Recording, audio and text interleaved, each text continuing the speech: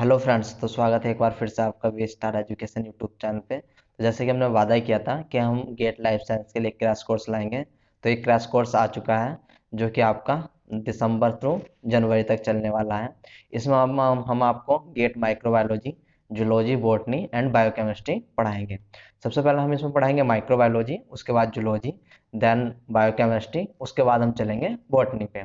जितना इसमें एसेंशियल होगा आपका गेट के लिए हम उतना पढ़ाने वाले हैं। हाँ, इसमें इतना रहेगा कि कुछ एक्स्ट्रा नहीं पढ़ाया जाएगा। इसमें लाइन टू लाइन और फोकस किया जाएगा आपका कि कुछ ऐसा एक्स्ट्रा ना पढ़ाया जाए जिसकी गेट में आने की उम्मीद ना हो। तो आइए इसी के साथ स्टार्ट करते हैं गेट माइक्रोबायोलॉजी से।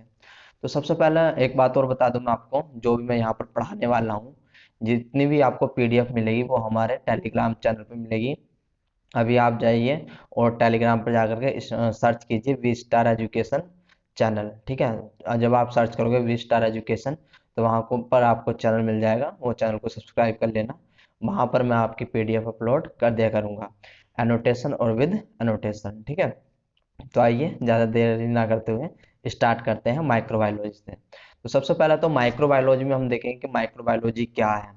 जो बच्चे माइक्रोबायोलॉजी बैकग्राउंड से होंगे वे तो जानते होंगे कि माइक्रोबायोलॉजी क्या है। बट जो जिन बच्चों के पास माइक्रोबायोलॉजी नहीं है और भी माइक्रोबायोलॉजी अपना सब्जेक्ट चूज करना चाहते हैं गेट में, तो उनके लिए थोड़ा मैं बता दूं कि माइक्रोबायोलॉजी क्या होती है और माइक्रोबायोलॉजी में हम किस चीज़ की स्टडी करते हैं। तो सिंपल सा है कि microbiology is the study of biology of microscopic organism.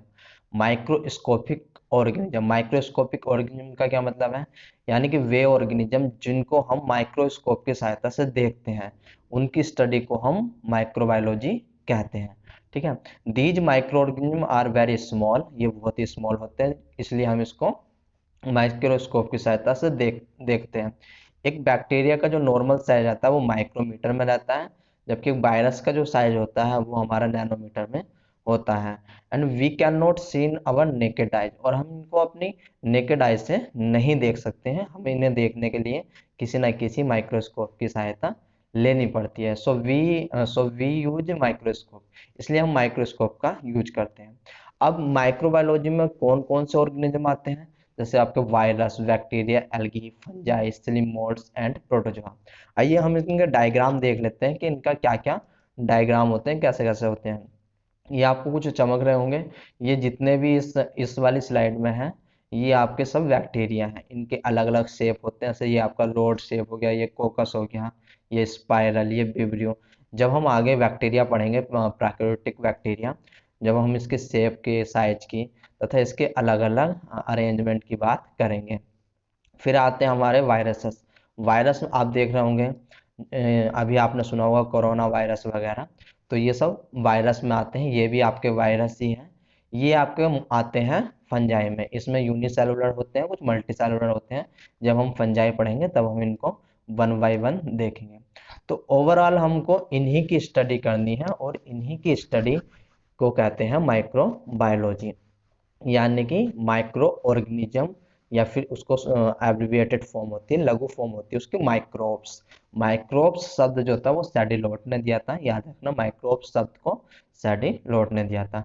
हम आगे आगे बात करेंगे और जो मेन मेन पॉइंट है वो मैं लिखता हुआ चलूंगा। आप बेफिक्र रहिए, आपको पीडीएफ हमारे टेलीग्राम चैनल से मिल जाएगी। तो अभी टेलीग्राम चैनल पर जाएं और सबसे पहले वी स्टार एजुकेशन चैनल को सर्च करें, उसे जा करके सब्सक्राइब कर लें, वहाँ पर मैं आपको पीडीएफ ये प्रोवाइड करा दूंगा। इसके बाद थोड़े इसके हम देख लेते हैं कि इसकी एप्लीकेशन क्या है, माइक्रोबायोलॉजी की हमारी एप्लीकेशन क्या होने वाली है, और इसके जो बेनिफिशियल रोल क्या है, या फिर माइक्रोबायोलॉजी हम पढ़ रहे हैं तो कौन से बैक्टीरिया या फिर माइक्रोब्स हमारे लिए हार्मफुल है। तो सबसे पहले हम बेनिफिशियल की तरफ चलते हैं कि इनके जो हमारे माइक्रो ऑर्गेनिज्म है, माइक्रोब्स हैं, उनके बेनिफिशियल क्या है। तो नंबर वन आपका आ जाता है इंडस्ट्रियल माइक्रोबायोलॉजी।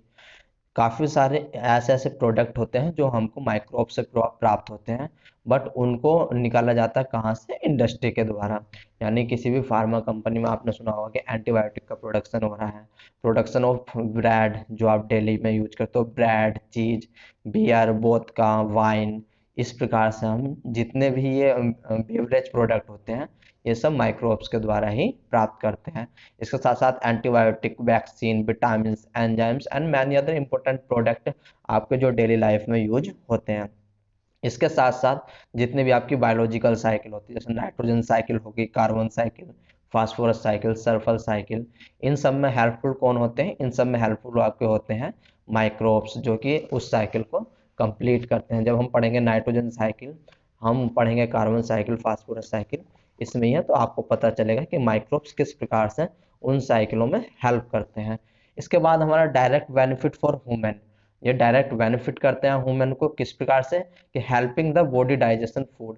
अब क्या करते हैं, जैसे कि आपने सुना होगा कि एनिमल में हम पढ़ेंगे एक रूमन माइक्रोबायोलॉजी। रूमन माइक्रोबायोलॉजी का थोड़ा सा पार्ट है जिसमें हमें पता चलेगा कि जो भी एनिमल जितनी भी चारा खाते हैं, जो घास खाते हैं, उन सबको डाइजेस्ट करने का काम कौन करता है? बैक्टीरिया। उसके बाद हम देखेंगे पूरा जब रूमन माइक्रोबायोलॉजी पढ़ेंगे, इसके बाद इन ह्यूमन में भी हमारा डाइजेशन में हेल्प करते हैं कौन? बैक्टीरिया। इसके बाद प्रोड्यूसिंग विटामिन बी एंड के, तो हमारे जो इंटेस्टाइन में, स्मॉल इंटेस्टाइन में जो पाए जाते हैं बैक्टीरिया, वे विटामिन बी एंड के जो आपके विटामिन हैं वे प्रोड्यूस करते हैं। इसके अलावा भी ये इम्यूनोलॉजी में हेल्प करते हैं, एग्रीकल्चर में आपको काफ़ी ज़्यादा हेल्प करते हैं, microbial genetics, microbiology and medicine में आपके काफ़ी सारे जो भी बैक्टीरिया हैं, माइक्रोब्स हैं, भी हेल्प करते हैं। आगे आगे देखेंगे हम कि किस प्रकार से कौन सा बैक्टीरिया कहाँ पर यूज होने वाला है। It's just a application part, और मैं ऊपर ऊपर से बता रहा हूँ आपको, हम डीप में भी जाएंगे जहाँ तक हमें जरूरत पड़ेगी। अभी ये केवल उन बच्चों के लिए पढ़ा रहा हूँ मैं जिनको माइक्रोब्स का एम भी नहीं आता है, ठीक है। जो जानते हैं वे तो इसके बारे में जानते होंगे, बट मैं स्टार्टिंग से थोड़ा लेकर के चलने की कोशिश कर रहा हूँ। अब देख लेते हैं कुछ harmful micro organism. Harmful micro organism कौन कौन से होते हैं? पब्लिक हेल्थ डिजीज, आपने सुना होगा डेंगू, चिकनगुनिया, मलेरिया, टाइफॉइड, ये सब किससे होते हैं? ये सब माइक्रोब्स के कारण होते हैं। तो जब कभी भी मैं माइक्रोब्स या फिर माइक्रो ऑर्गेनिज्म कहूँ, तो उसमें वायरल, बैक्टीरिया, फंगल, ये सब आपके आ जाते हैं, ठीक है। तो पहला इसका हार्मफुल इफेक्ट क्या होता है? कि पब्लिक हेल्थ डिजीज, मैंने अभी आपको बताया है कि टाइफाइड हो गया, मलेरिया हो गया, चिकनगुनिया हो गया, ये सब आपके, डेंगू वगैरह, कोविड चला था, कोविड वायरल का है, चिकन पॉक्स है, स्मॉल पॉक्स है, काउ पॉक्स है, काफ़ी सारी बीमारी होती हैं, केवल ह्यूमन के अंदर ही नहीं बल्कि आपके प्लांट में भी होती है। पोटैटो, ब्लैक पोटैटो डिजीज हो गया आपका, ब्रेस्ट वॉर डिजीज हो गया, तो काफ़ी सारी आपकी डिजीज होती हैं जो कि आपकी माइक्रोब्स के द्वारा हो। इसके काफ़ी सारे एग्जाम्पल हैं, जैसे कि आपके यूटीआई इन्फेक्शन कर सकता है, या फिर फूड पॉइजनिंग कर सकता है, टाइफाइड वगैरह आते हैं, STI and some skin, sinus and ear infection करने में कौन? आपके माइक्रोब्स जिम्मेदार होते हैं।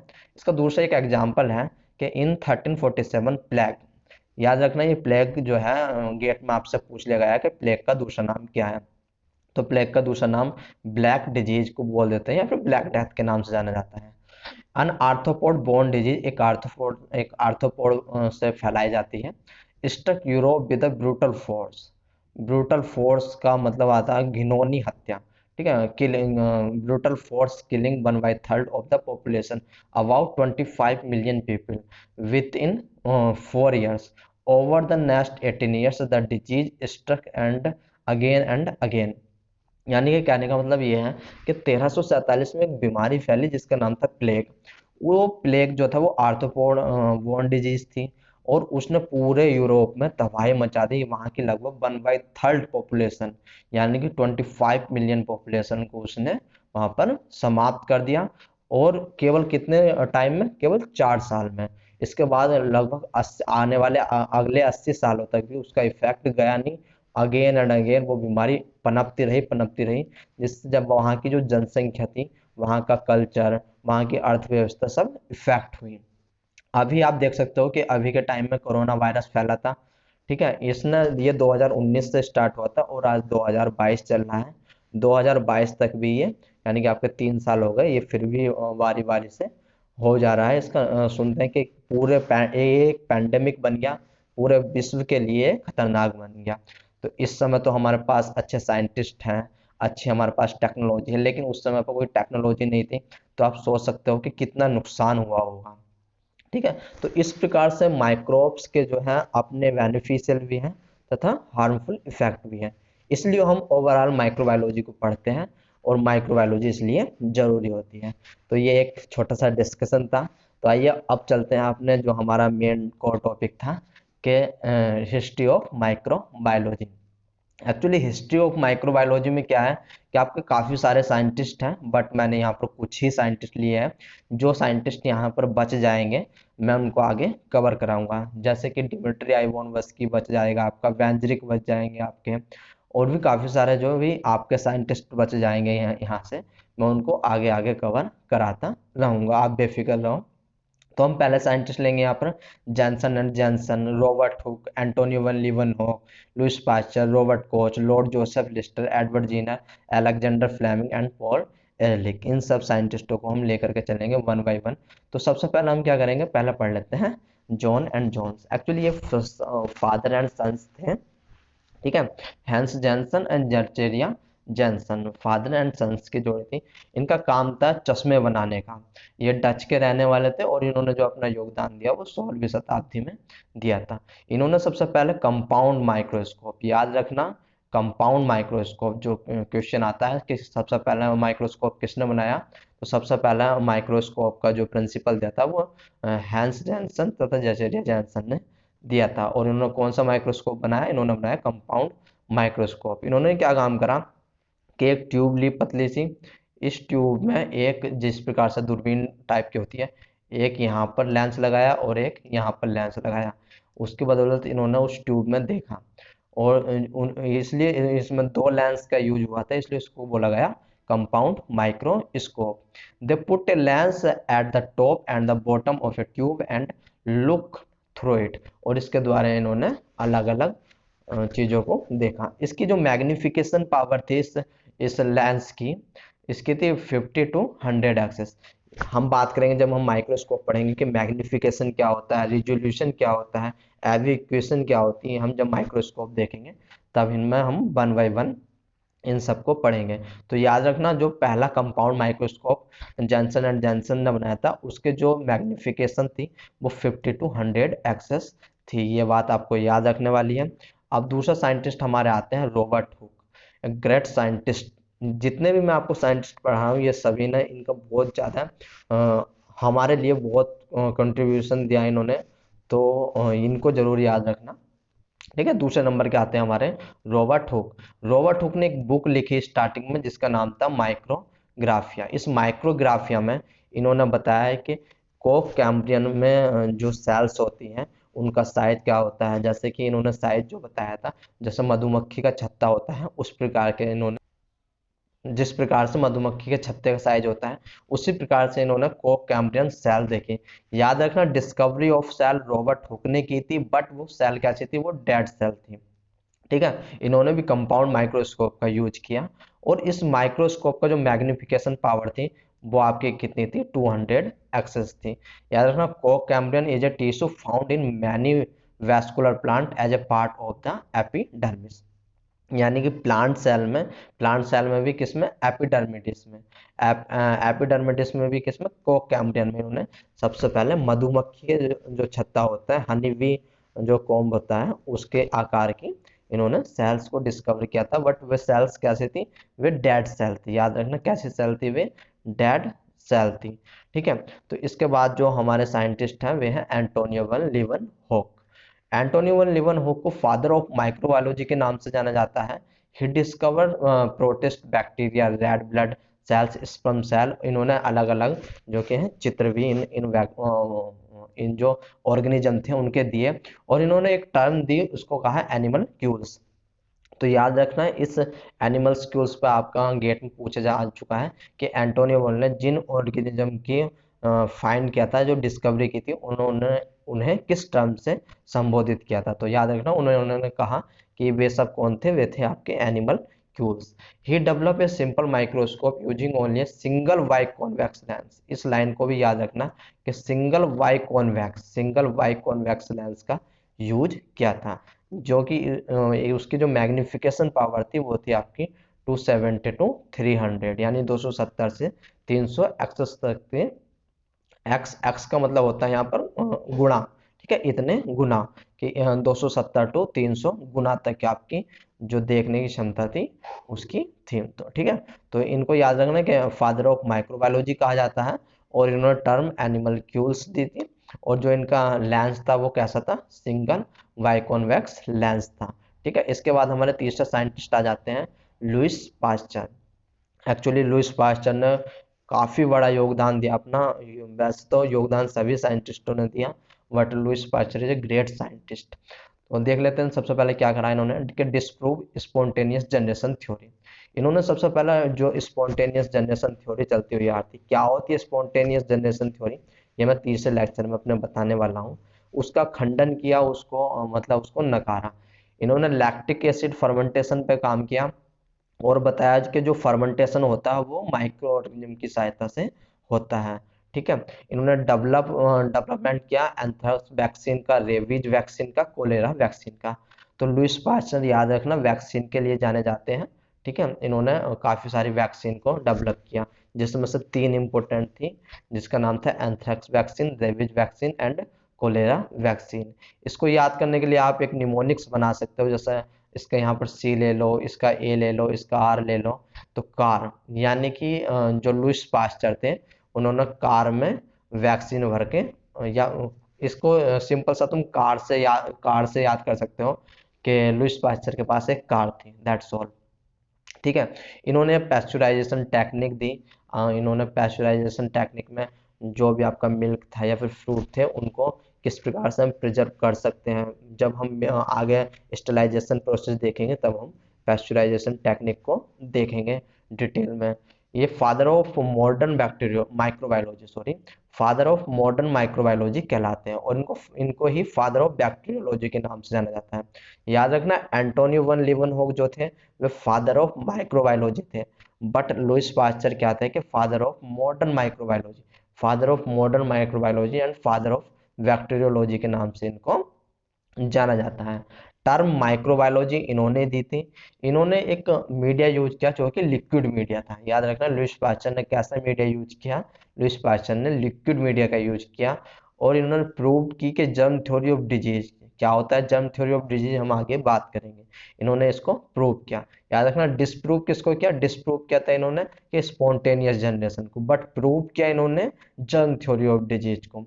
इन्होंने principle of vaccination, microbial fermentation and pasteurisation के प्रिंसिपल दिए। तो लुइस पास्चर अपने आप में ग्रेट साइंटिस्ट थे। इसके बाद आपके आते हैं रॉबर्ट कोच। रॉबर्ट कोच को फाउंडर ऑफ मॉडर्न बैक्टीरियोलॉजी या फिर फादर ऑफ मॉडर्न बैक्टीरियोलॉजी के नाम से जाना जाता है। इन्होंने डिस्कवरी की causative agent of bacillus anthracis and Mycobacterium tuberculosis. जो आपके रॉबर्ट कोच थे, रॉबर्ट कोच ने बैसिलस एंथ्रेसिस तथा माइकोबैक्टीरियम ट्यूबरकुलोसिस की क्या की, इन्होंने डिस्कवरी की। तो याद रखना इसको आप निमोनिक्स के द्वारा याद कर सकते हो, जैसे कि बीएम, रॉबर्ट कोच के पास बीएमडब्ल्यू गाड़ी थी, या फिर दो ही है ये बैसिलस एंथ्रेसिस और माइकोबैक्टीरियम ट्यूबरकुलोसिस। आप अपनी तरफ से कुछ भी निमोनिक बना करके याद कर सकते हो। याद रखना इन्होंने he pure culture technique, pure culture ये आपका गेट में पूछा जा चुका है कि किस साइंटिस्ट ने प्योर कल्चर टेक्निक दी थी, तो रॉबर्ट कोच ने ही आपकी प्योर कल्चर टेक्निक दी थी। Use solid media culture media, इन्होंने जो था सॉलिड कल्चर मीडिया का यूज किया था by the help of gelatin agar, gelatin से। ठीक है, जिलेटिन क्या है, इसमें एक सॉलिडिफाई एजेंट के रूप में काम करता है। तो याद रखना लिक्विड मीडिया किसने दिया था, लुइस पास्चर ने, L for liquid, L for Louis Pasteur. जबकि सॉलिड मीडिया किसने दिया था, आपका रॉबर्ट कोच ने, रॉबर्ट कोच ने सॉलिड मीडिया दिया था। मैं आपको क्यों इसको दोबारा दोहरा रहा हूँ, क्योंकि ये आपके एग्जाम में आ चुके हैं। ठीक है, जब हम क्वेश्चन करेंगे हम पहले ऐसे करेंगे, पहले थ्योरी पढ़ेंगे, उसके बाद हम 1 बाय 1 क्वेश्चन करेंगे। इसके साथ साथ मैं आपको एमसीक्यू तो कराऊंगा ही कराऊंगा, कुछ अपने द्वारा बने हुए भी आपके जब जब ये कोर्स समाप्त हो जाएगा उसके बाद मैं आपको अपने बनाए हुए क्वेश्चन एंड आंसर कराऊंगा, जिनकी पॉसिबिलिटी हो सकती है कि गेट में वही क्वेश्चन आपसे पूछे जा सके। इसके बाद इन्होंने कंट्रीब्यूशन दिया इन जर्म थ्योरी ऑफ डिजीज। इन्होंने बताया कि जर्म थ्योरी ऑफ डिजीज क्या है और कैसे फैलती है। He proposed Koch postulate which were published in 1884। याद रखना पहले गेट में कोई भी ईयर या फिर सन नहीं पूछा जाता था, बट आजकल क्या है कि गेट वाले भी सन या फिर ईयर पूछने स्टार्ट कर दिए हैं। बट मुझे नहीं लगता कि मतलब अभी आएगा वो, बाय चांस अगर एक आधी बार सन आ गया तो आपको सन याद करने की या फिर ईयर याद करने की कोई ज़रूरत ऐसी है नहीं है, ठीक है। रॉबर्ट कोच ने आपके 4 पोस्टुलेट दिए, यानी कि 4 तथ्य दिए। वे 4 तथ्य कौन कौन से थे उसको पहले एक एग्जांपल की सहायता से समझो कि अगर आपका कोई भी व्यक्ति बीमार है तो उसमें कोई ना कोई माइक्रो ऑर्गेनिज्म पाया जाएगा, यानी सस्पेक्टेड पैथोजन आपका होगा। ये था पहला पोस्टुलेट। दूसरा पोस्टुलेट क्या था कि उस माइक्रो ऑर्गेनिज्म को हम कल्चर मीडिया पे ग्रो करा सकते हैं, ठीक है। इसके बाद तीसरा पोस्टुलेट का आपका क्या था कि जो हमने पैथोजन को ग्रो कराया है, अगर हम उस पैथोजन को किसी हेल्थी पर्सन में इंजेक्ट करें तो वो पर्सन भी हमारा कैसा होने वाला है, बीमार होने वाला है। ये था थर्ड आपका। नंबर फोर्थ क्या था कि जो हेल्दी पर्सन बीमार हुआ है उसमें से भी अगर हम उस पैथोजन को आइसोलेट करें तो उसको भी हम कल्चर मीडिया पे ग्रो करा सकते हैं। तो ये 4 पोस्टुलेट थे। अब इनको समझ लेते हैं one by one. The micro organism must be present in every case of the disease but absent for the healthy organism, यानी कोई सा भी अगर हमारा केस आया है, कोई भी व्यक्ति बीमार है तो उसके अंदर माइक्रो ऑर्गेनिज्म होना जरूरी है। The suspected micro organism must be isolated and grow in pure culture, यानी कि जो सस्पेक्टेड माइक्रो ऑर्गेनिज्म है उसको हम कल्चर मीडिया पे ग्रो करा सकते हैं। The same disease must be result when the isolated microorganism in inoculated into a healthy host, यानी कि अगर हम किसी हेल्दी होस्ट में उस जो हमने प्योर कल्चर में ग्रोथ कराया है उसको हम इंजेक्ट कर रहे हैं किसी हेल्दी होस्ट में, तो भी हमारा क्या होना चाहिए कि डिजीज हमारी उत्पन्न होनी चाहिए। The same microorganism must be isolated again from the disease, यानी कि हम दोबारा से क्या करेंगे कि जो हमारा हेल्दी पर्सन है उसमें से भी हम वो डिजीज का जो सस्पेक्टेड है हम उसको आइसोलेट कर सकते हैं। तो याद रखना रॉबर्ट कोच ने जो था वो माइकोबैक्टीरियम ट्यूबरकुलोसिस पे अपना वर्क किया था, और उन्होंने जो मीडिया लिया था वो कोगुलेट ब्लड सीरम मीडिया लिया था, ठीक है। इसको इस एक बार और समझिए। गुनिया पिग, मान लो ये कोई आपका मरा हुआ एनिमल है, ठीक है। इस एनिमल में से क्या करेंगे कि जो जिसके कारण ये मरा है या फिर जिसके कारण ये बीमार है उसको हम मीडिया पे ग्रो करा लेंगे। मीडिया पे ग्रो कराने के बाद हम देखेंगे हाँ पर्टिकुलर हमारा बैक्टीरिया, ठीक है। इसके बाद ग्रो कराने के बाद हम क्या करेंगे, एक हेल्दी एनिमल में, हेल्दी होस्ट में हम इसको इंजेक्ट करेंगे। इंजेक्ट करने के बाद हम क्या देखेंगे कि वो ऑर्गेनिज्म भी हमारा, यानी कि वो एनिमल भी हमारा मर गया। अब इसमें से क्या करेंगे, इसमें से भी हम सेम काम करेंगे कि हमको जो है जो भी हमारा सस्पेक्टेड माइक्रो ऑर्गेनिज्म है या फिर पैथोजन है वो हमारा मिलना चाहिए, ठीक है। तो ये रॉबर्ट कोच के आपके 4 पोस्टुलेट थे। तो आई होप आपके समझ में आया होगा। थोड़ा सा ये और पढ़ लीजिए, इंपॉर्टेंट है ये लाइन।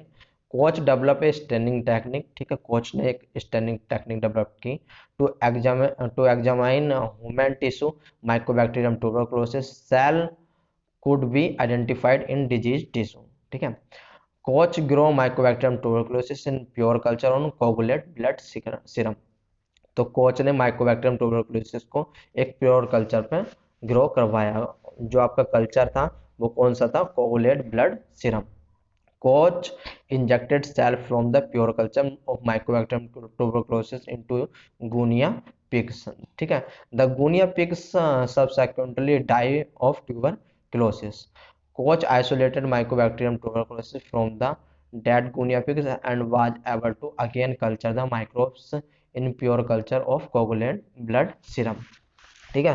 तो इन सब का कहने का मतलब यही है कि पहले क्या था कि कोई व्यक्ति अगर बीमार हुआ तो बीमार व्यक्ति में हमारे सस्पेक्टेड माइक्रो ऑर्गेनिज्म पाया जाना चाहिए।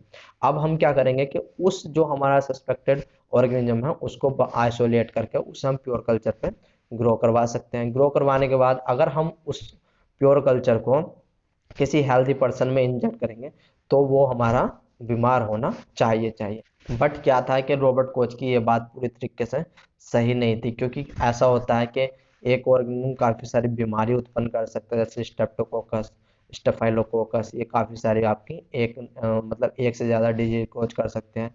या फिर कुछ माइक्रोब्स ऐसे होते हैं जिनको हम प्योर कल्चर, यानी कि हम उनको कल्चर नहीं कर सकते हैं, ठीक है, तो इस एक्सपेरिमेंट के हमारी काफ़ी सारी आलोचना हुई। तो जो रॉबर्ट कोच था, उनके जो पेस्टुलेट थे उनमें पूर्ण तरीके से सही नहीं थे। ठीक है, अब हम आगे चलते हैं। इसके बाद आपके आते हैं एडवर्ड जीनर। एडवर्ड जीनर को फादर ऑफ इम्यूनोलॉजी कहा जाता है।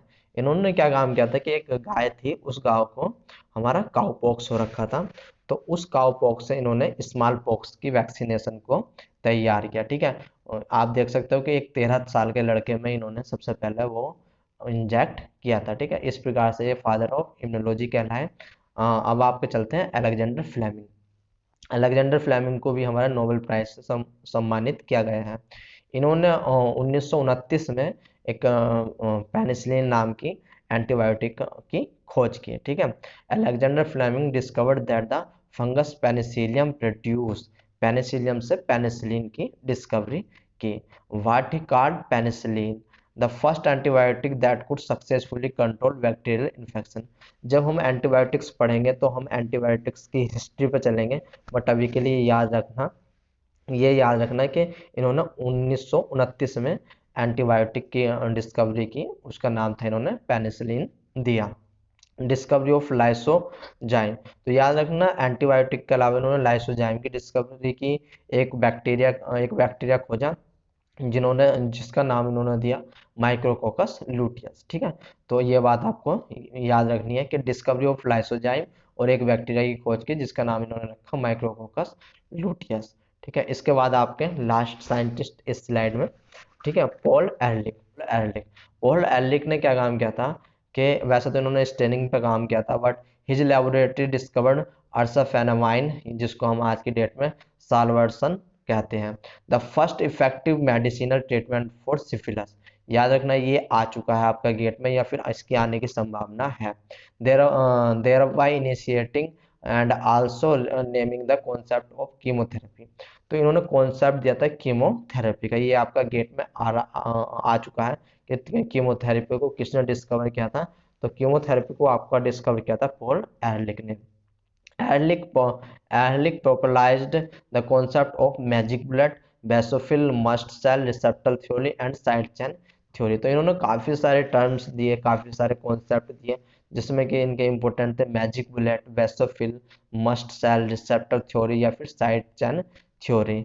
ही also made a decisive contribution to the development of an anti serum, यानी कि इन्होंने एक एंटी सीरम जो कोरोना काल में भी आपने सुना हो कि एंटी सीरम से एंटीबॉडी निकाली जा रही हैं, तो जो एंटीबॉडी निकाली जा रही थी, उसका जो कॉन्सेप्ट था वो पॉल एहरलिक ने ही दिया था। टू कॉम्बैट डिप्थीरिया, जो इन्होंने एंटी सीरम दिया था वो किसके अगेंस्ट दिया था, डिप्थीरिया के। And conceived a method for standardising therapeutic serum. ठीक है, और ये क्या थे कि फ्रेंडशिप विथ रॉबर्ट कोच, यानी कि रॉबर्ट कोच के ये अच्छे मित्र थे। इसके बाद मैंने कुछ स्लाइडें रखी हैं, ये आप अपने आप रीड कर सकते हो, पढ़ सकते हो, उसमें इंपॉर्टेंट है, इसमें हिस्ट्री ही है पूरी कि किस प्रकार से हिस्ट्री दी गई थी। ठीक है, तो जो इम्पोर्टेंट था वो मैंने आपका करा दिया। आइए अब देखते हैं पार्ट 2 क्वेश्चन एंड आंसर। हमने थ्योरी पढ़ ली है, अगर आपकी समझ में नहीं आया है तो आप उन थ्योरी पर दोबारा जा सकते हो, और दोबारा जाने के बाद अब हम करेंगे इसके क्वेश्चन एंड आंसर, जो कि मैंने पार्ट 2 बनाया है। आप ब्रेक ले सकते हो थोड़ा सा, मुझे पता है एक्चुअली लेक्चर लंबा हो गया है, बट मैंने जितना शॉर्ट में हो सकता था उतना शॉर्ट में पढ़ाने की आपको कोशिश की है। तो आइए अब देरी ना करते हुए क्वेश्चन एंड आंसर पे हम चलते हैं।